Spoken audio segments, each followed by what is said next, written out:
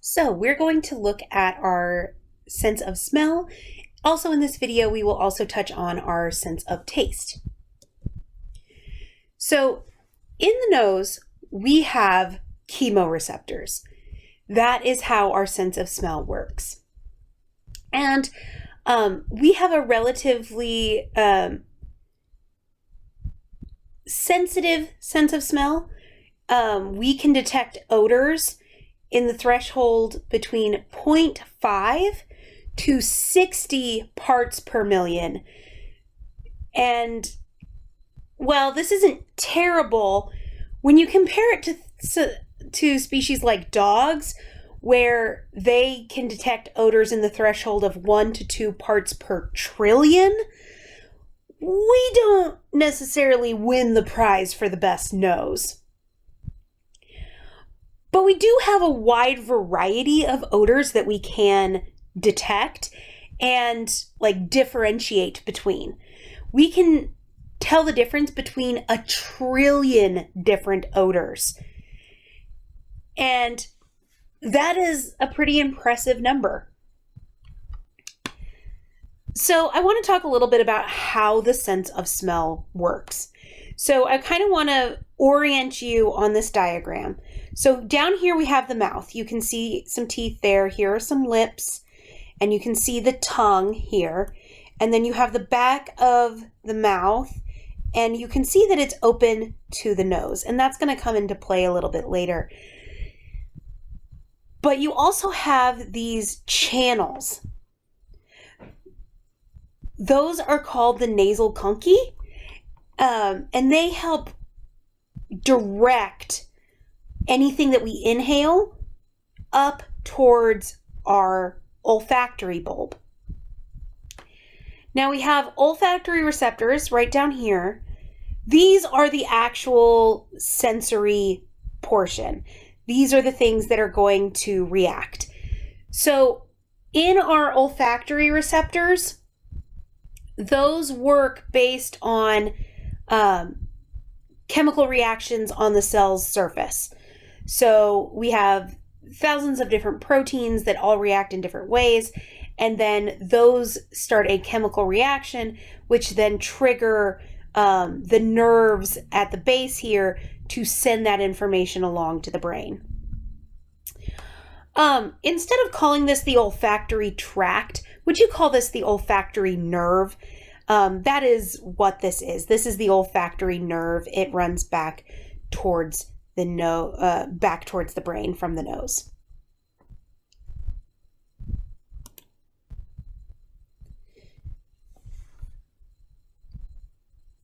So usually when we have a disease, one of the things that happens is our mucous membranes go into overdrive to help try and flush out any infectious agents that might be coming in contact with the body. So that's why when you have a cold or the flu, your nose fills up with mucus. It's to help try and flush out any pathogens.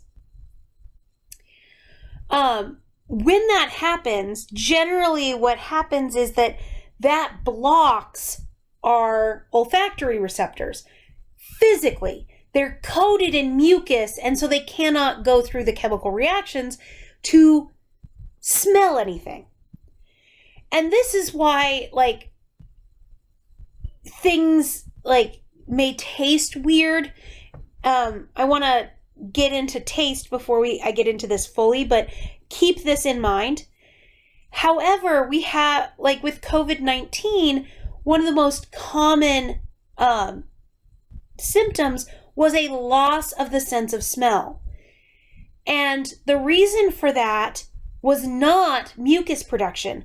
Many people who got COVID didn't even get a stuffy nose. They had no mucus buildup, but they still lost their sense of smell. And the reason for that is that COVID-19, it's infection pathway comes in through the olfactory receptors.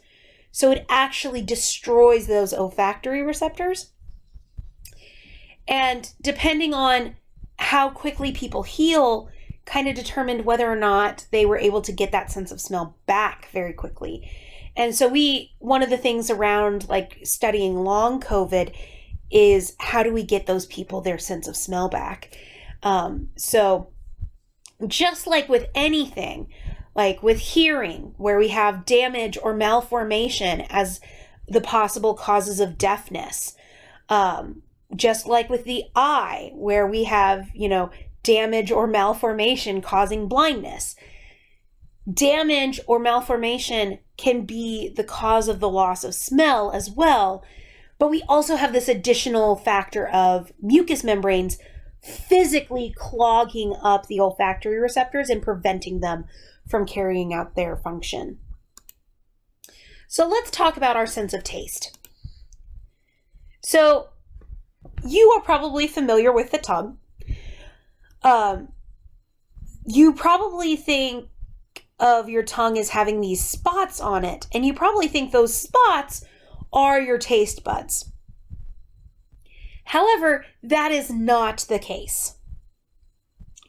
These bumps are not your taste buds. In fact, those are the structures that provide the channels where taste buds reside.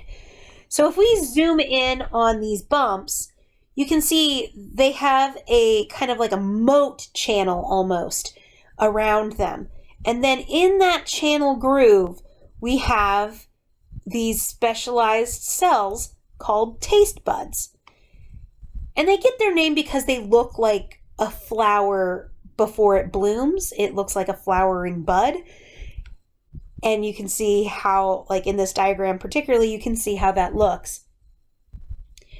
And so what we have here is we have the gustatory pore, or the taste pore, which is where the chemicals are going to come in, and they're going to attach to the gustatory hairs, and those are going to have a series of chemical reactions as the chemicals that we taste attach.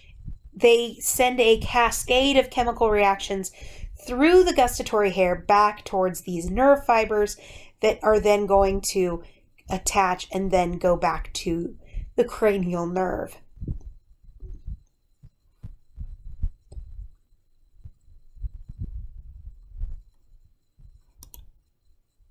So what do we taste? We have 5 tastes: bitter, sour, salty, sweet, and umami. Umami is really just a way to describe like savory, like meaty taste. You may have seen something like this before. This was called a tongue map. In like the 1960s, somewhere between the 1960s and the 1980s,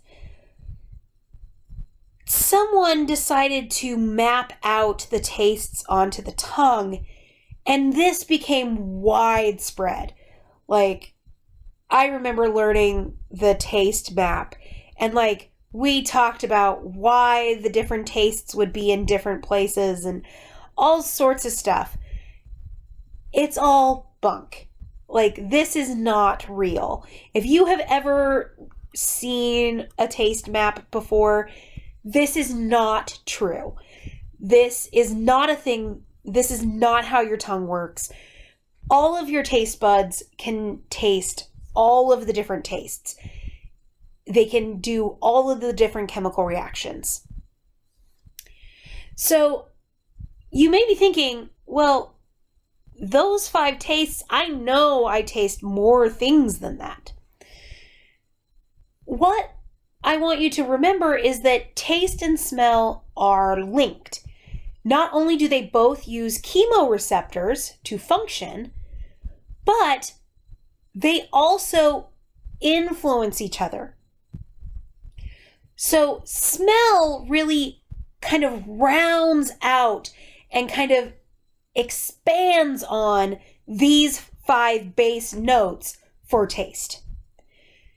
So I want you to remember that these are the base notes, and we're trying to with things like aromatics. So that would be things like herbs.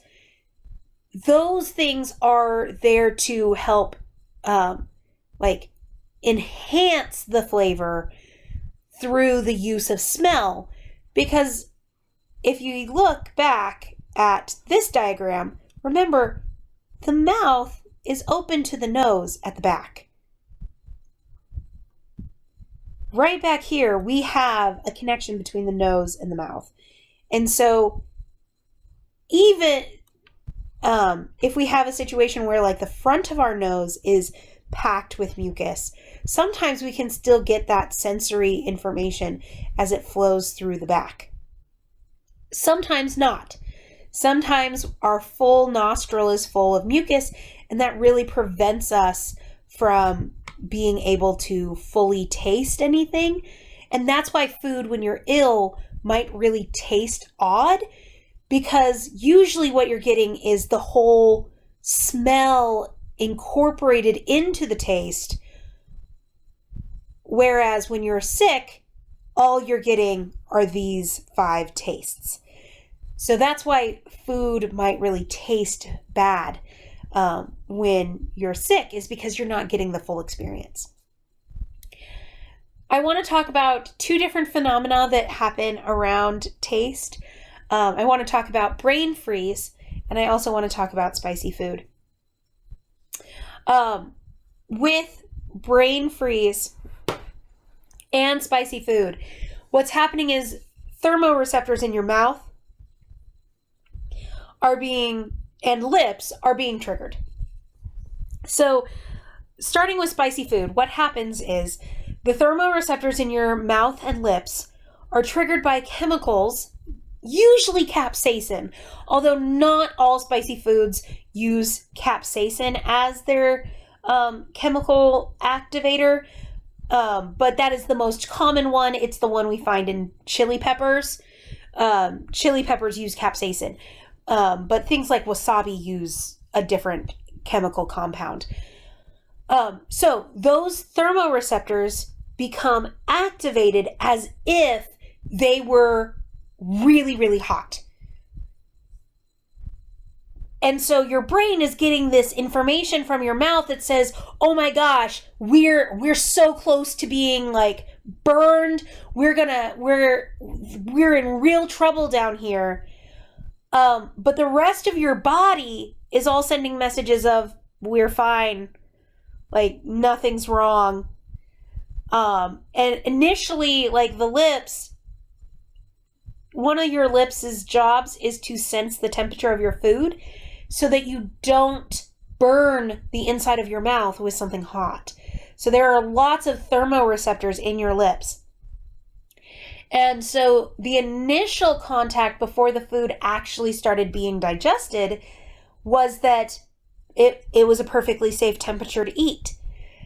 But then after you release that chemical against the skin of your lips and on the inside of your mouth, that's when it's able to actually start activating those thermoreceptors, because they are overriding the temperature and activating that pathway chemically. So this is why we have some of the same responses that we do to when we are actually physically warm, like sweating, flushed face. All of those things are happening because your brain's like, well, I guess we'll start sweating because we say we're hot, but that doesn't make a lot of sense. And so that is the equivalent, the gustatory equivalent of an optical illusion, which I just find really fascinating. And then with brain freeze, the same thing happens. What happens with brain freeze is normally when you eat something cold, you'll put it past your lips and your lips will get that first indication of, oh, this is cold. And what they will do is close down a blood vessel in the roof of your mouth that leads to the brain. And that is to protect the brain and make sure it doesn't have drastic changes in temperature. With brain freeze, you will probably notice that it happens most often when you're like drinking something cold out of a straw and you're drinking it very quickly. It usually is a really cold liquid, maybe even like an icy or a slushy. And what happens is the fluid moves past your lips so quickly that they don't register that the substance is cold. And so it gets to your mouth and comes in contact with the roof of your mouth, and that blood vessel is still fully dilated, and then it constricts very, very quickly. And when that happens, it cuts off blood flow to the brain very quickly. And so those two things combined cause the pain. It is the swift constricting and that blood loss to the brain, which is what causes brain freeze.